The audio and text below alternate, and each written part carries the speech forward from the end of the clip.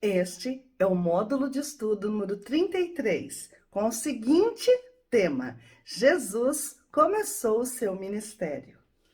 Será que se João Batista pregasse nos dias de hoje, será que as pessoas dariam ouvidos? Bom, João Batista, ele foi polêmico na sua época porque ele realmente pregava a palavra de uma forma muito mais exortativa.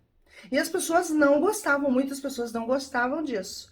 E Herodes e a sua amante, Herodina, foi uma das pessoas, ou do casal, que não gostou, porque João Batista denunciou que Herodina, na verdade, era uma amante de Herodes.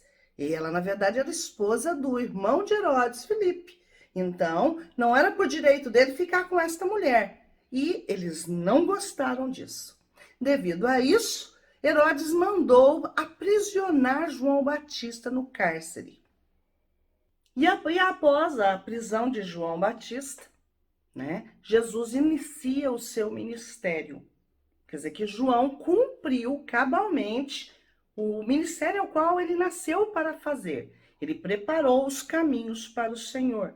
E agora o Senhor irá iniciar o ministério ao qual ele veio nessa terra como homem para realizar. E veja que está escrito em Marcos, capítulo 1, versículo 14 e 15. Ora, depois que João foi entregue, veio Jesus para a Galiléia pregando o evangelho de Deus e dizendo: o tempo está cumprido e é chegado o reino de Deus, arrependei-vos e crede no evangelho. Então veja que nós lemos que depois que João foi entregue, então depois que João foi encarcerado, Jesus começou o seu ministério. Jesus também aqui, ele cita a palavra crede no evangelho. Evangelho. Evangelho quer dizer boas novas, boas notícias. Então Jesus veio para trazer uma boa notícia, uma boa nova, uma excelente anunciação, para que as pessoas acreditassem naquilo que ele estava agora em novidade ensinando.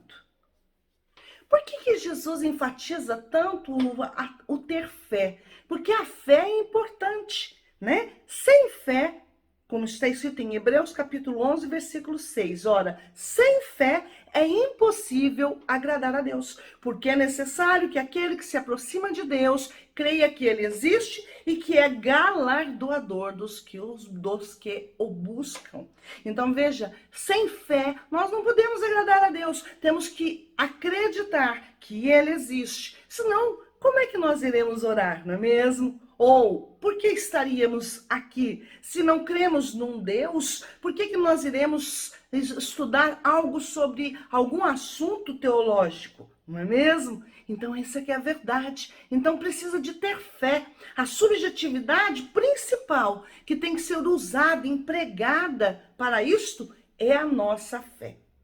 Eu posso dizer, por exemplo, eu gosto muito de falar, pela minha subjetividade, ninguém pode dizer que as coisas que aconteceram comigo, as maravilhas que eu provei, as maravilhas que eu vivi, as coisas que Deus fez na minha vida, ninguém pode falar que não houve.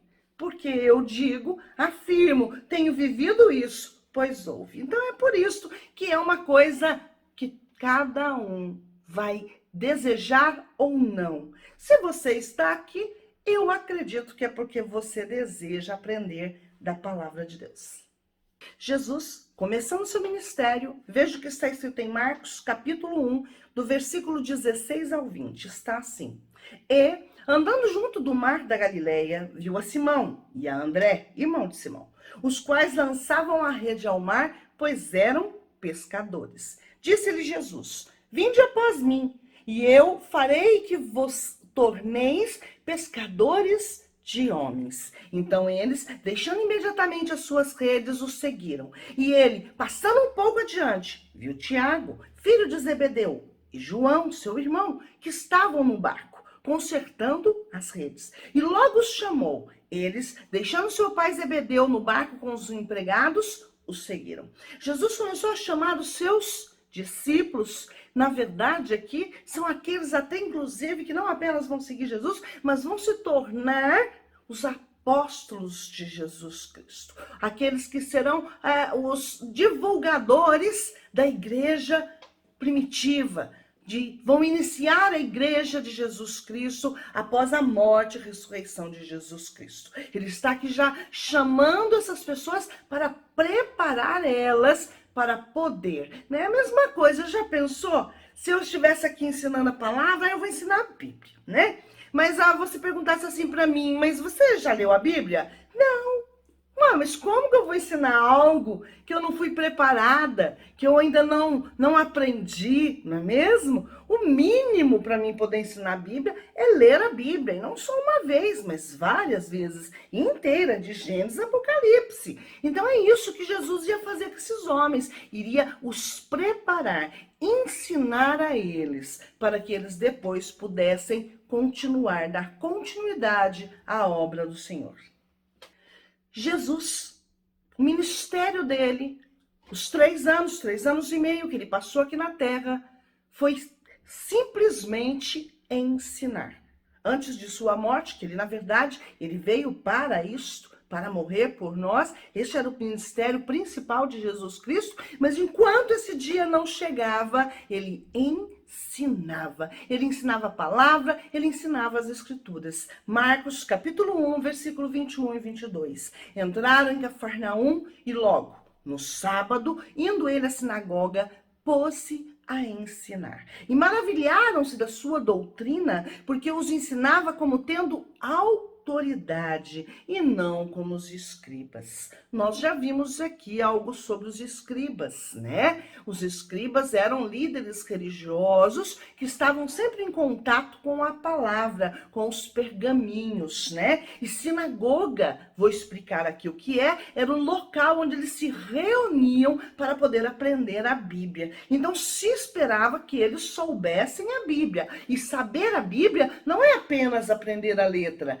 Saber a Bíblia é você aprender e praticar. Como é que você vai ter autoridade se você fala, mas não pratica o que fala? Você não tem autoridade, você na verdade é um hipócrita. É esse o assunto que a maior parte de Jesus vai abordar aqui. E Jesus, ele tinha autoridade. Por quê? Porque ele não só ensinava a palavra de Deus, mas ele também cumpria cabalmente, pontualmente, toda a palavra do Senhor. Nós vamos começar a aprender aqui algo que o Senhor Jesus combateu muito, que é a religiosidade. Mas aquela religiosidade que, infelizmente, a pessoa só é de aparência. O coração, na verdade, está longe dos caminhos do Senhor. Nós vamos ver agora o Senhor fala uma das partes, né, ao qual ele mostra isso. Jesus, por exemplo, ele combateu muito a lei sabática. Não é que ele combatia a lei sabática. Não, ele também guardava o sábado, assim como estava na lei de Moisés, na lei mosaica, desde a antiguidade, ensinada aos judeus, de que tinha que se guardar o sábado. Ele guardava o sábado. Mas quem disse que no sábado não pode fazer o que é bem para os outros?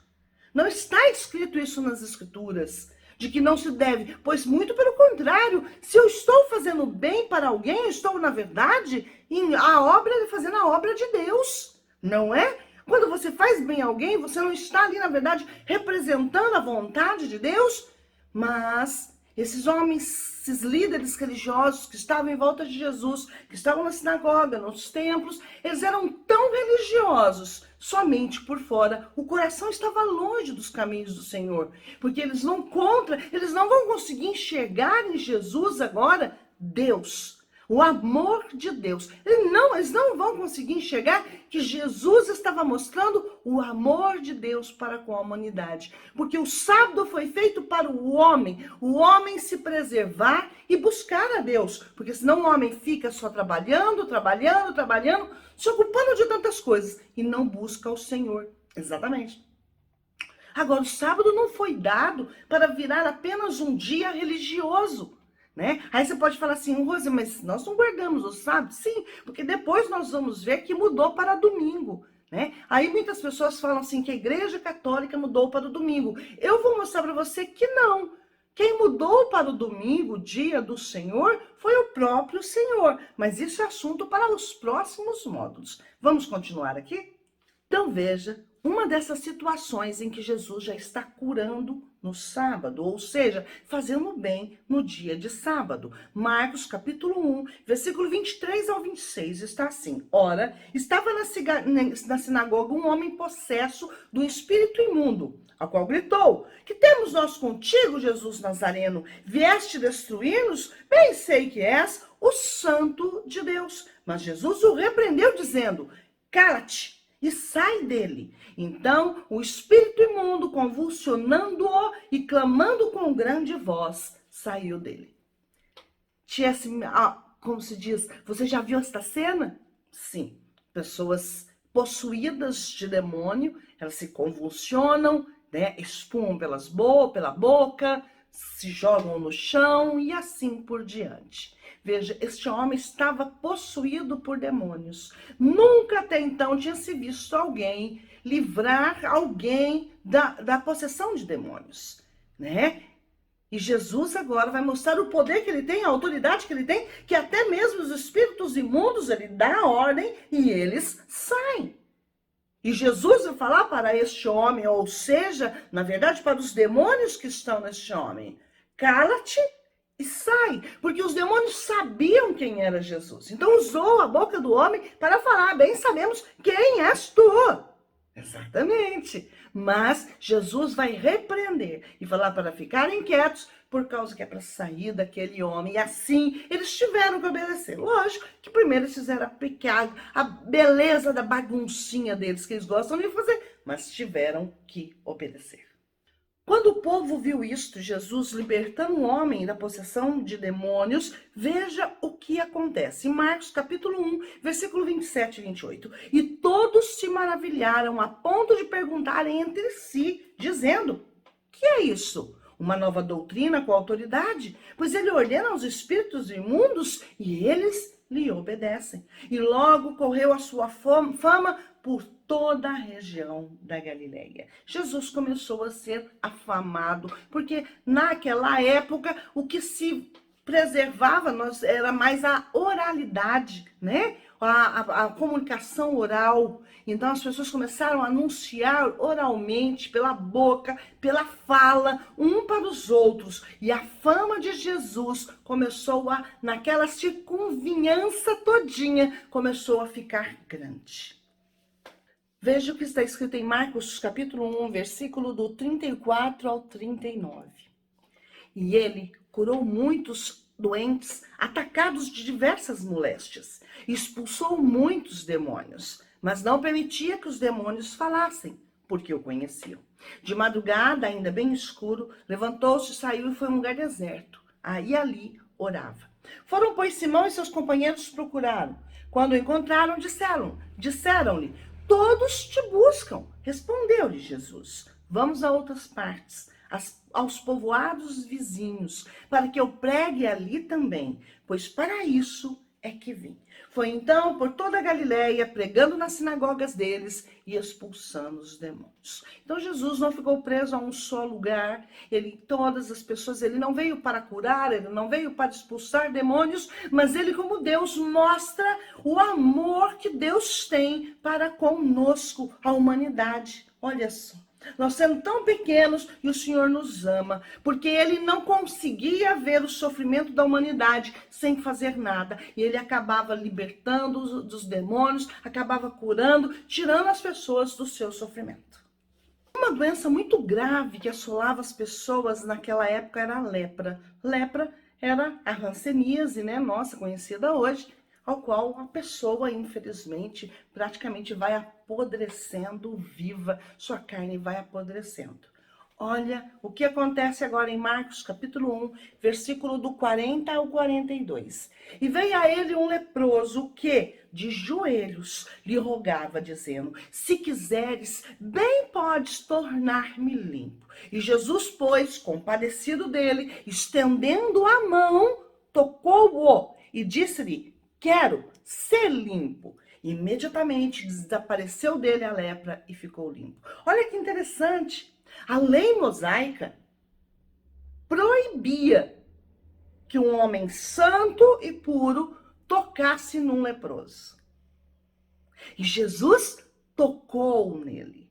Ali já estava mostrando quem ele era para quem olhasse. Ele era Deus. Ele podia tocar e mostrar o seu amor. Ele não tinha repulsa nenhuma pelo leproso. Muito pelo contrário, ele mostrou sua compaixão, o tocando. E mostrando que ele não tinha medo daquela lepra, porque ele tinha poder sobre aquilo. Mas os líderes religiosos daquela época não conseguiam enxergar isso. E conseguiam apenas enxergar em Jesus um homem que estava, sendo rebelde à lei mosaica. Mas não é isso que Jesus estava fazendo. Eles não conseguiram, pelo Espírito de Deus, eles não conseguiram, com a humildade, reconhecer quem era Jesus. Jesus foi muito importante nesta época, principalmente, volta aqui a falar dos leprosos. Imagine você, naquela época, os leprosos eram obrigados a viverem isolados, porque eram dados como impuros. E quando eles estavam andando, eles tinham que ir gritando, impuro, impuro, impuro. Por quê? Porque o impuro estava passando para as pessoas ficarem distantes. Imagina como um leproso se sentia naquela época, não é mesmo?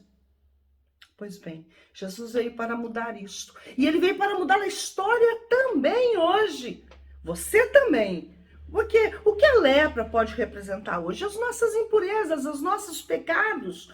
Provavelmente, glórias a Deus, você não deve ter a lepra na sua pele. Hoje é uma doença, glórias a Deus. O Senhor deu capacidade aos médicos, ao qual é controlada. Mas, vem cá. Quantos de nós nos sentimos leprosos, abatidos, impuros, cabisbaixos, porque vemos os nossos pecados e achamos que não tem mais conserto? Ah, comigo não tem mais jeito. Tem sim. Jesus. Jesus é a resposta. A palavra de Deus é a resposta. E eu te convido a continuar aqui nesses módulos, porque nós estamos caminhando agora para o final, o desfecho da história, para terminar. Você caminhou comigo desde Gênesis, para poder conhecer tudo o que iria fazer-te compreender o que realmente é a mensagem da Bíblia. E nós estamos caminhando para isso. Eu te aguardo no próximo módulo. Fique na paz do Senhor, que o Senhor te abençoe grandemente em nome de Jesus. Com dúvida, tá aqui, ó, o e-mail, pode mandar para mim. Em nome de Jesus. Fique com Deus. Deus te abençoe. Tchau, tchau.